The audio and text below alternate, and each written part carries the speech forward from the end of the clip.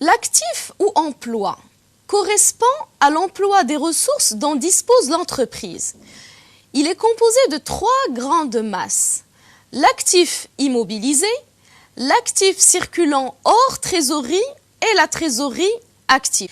L'actif immobilisé constitue des immobilisations composées principalement d'éléments en non-valeur, d'éléments incorporels, corporels et financiers, destinés à servir de façon durable dans l'entreprise, c'est-à-dire pendant une durée supérieure à 1 an.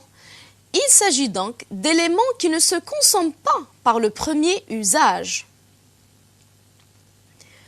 Parmi l'actif immobilisé, nous avons tout d'abord l'immobilisation en non-valeur, composée de dépenses effectuées généralement lors de la création de l'entreprise ou de son développement.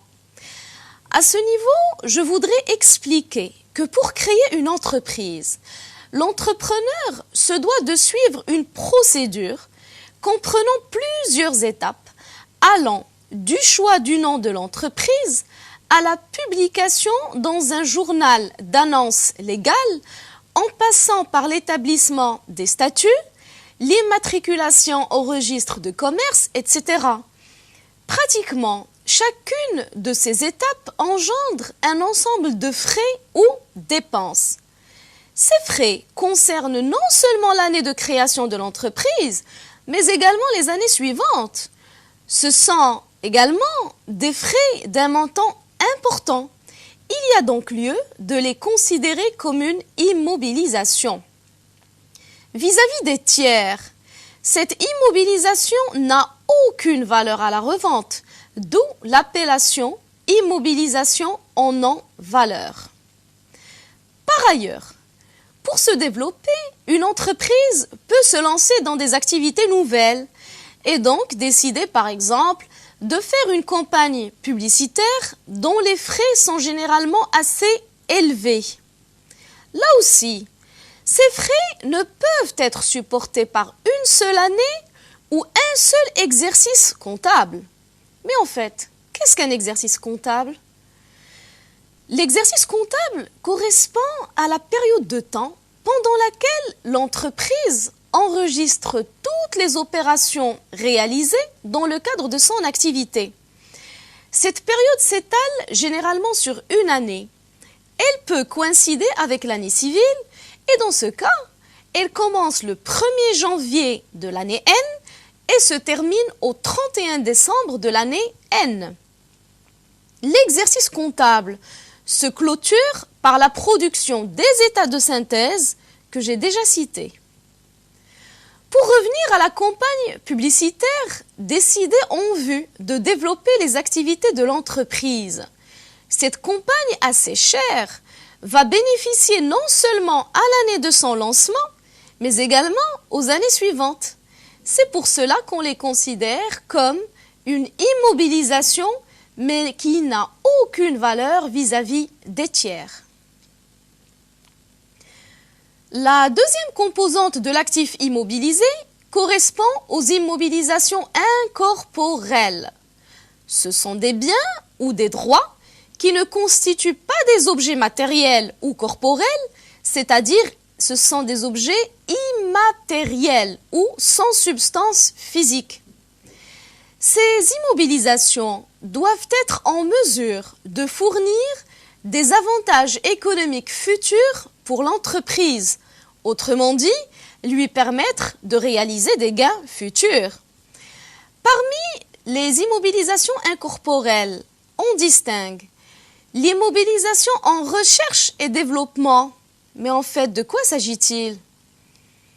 Selon le dictionnaire de la langue française, la recherche et développement est le processus allant de la conception à la mise sur le marché d'un nouveau produit.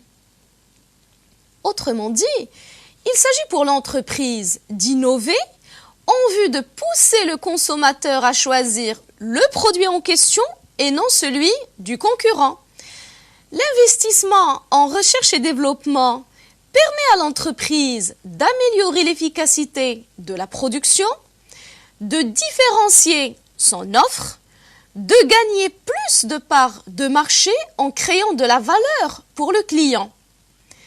L'investissement en recherche et développement est susceptible de générer pour l'entreprise des avantages économiques futurs. Comme autre immobilisation incorporelle, nous avons les brevets, les marques et les droits.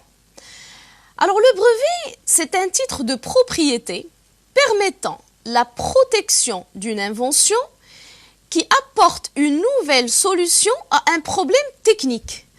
Le brevet est délivré au Maroc par l'OMPIC, c'est-à-dire l'Office marocain de la propriété industrielle et commerciale. Comme exemple d'invention ayant fait l'objet d'un brevet, je peux citer la machine à coudre, le téléphone, les DVD, les écrans plats, les clés USB, etc.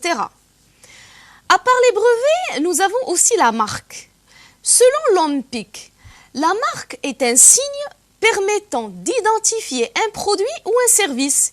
Il peut s'agir d'un mot, d'un groupe de mots, d'un sigle, d'un pseudonyme, d'un dessin, d'un logo, d'un son, etc. Les droits, quant à eux, correspondent notamment à l'acquisition d'un droit d'exploitation d'un logiciel, d'une marque ou d'un procédé. Également, comme immobilisation incorporelle, nous avons le fonds commercial, constitué d'éléments incorporels comme le nom commercial, la clientèle, l'achalandage, le droit au bail, etc. Pour expliquer le fonds commercial, je prends l'exemple d'un chef d'entreprise qui a décidé de lancer un café ou un snack. Pour cela, il a la possibilité d'acheter ou louer un local, d'acquérir des machines, du matériel, du mobilier. Comme il a la possibilité d'acheter un ancien café ou snack, c'est-à-dire payer en plus des murs, machines, matériel et mobilier, donc payer le droit de jouir d'une clientèle déjà constituée, d'un nom, d'une réputation, de la qualité de l'emplacement, etc. On dit alors que ce chef d'entreprise a acheté en plus des éléments corporels un fonds commercial ou élément incorporel.